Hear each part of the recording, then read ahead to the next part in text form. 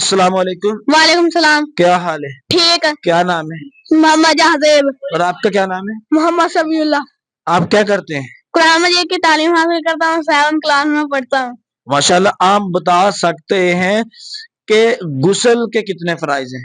गुस्ल के 3 फराइज हैं। 3 फराइज हैं? जी। कौन कौन से?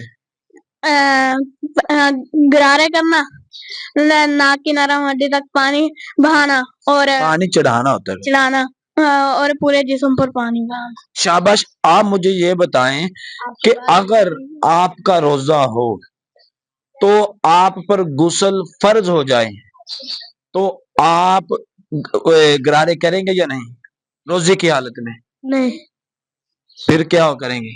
फिर कुर्ली कुर्ली करेंगे। गरारे कब करेंगे? अल्लाह के पास पहुंच के। हैं? इधर शाबाश।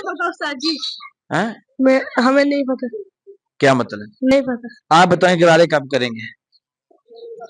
जब रोजा खुल जाएगा। हाँ जी शाबाश। रोजा खोलने के बाद आप गरारे करेंगे।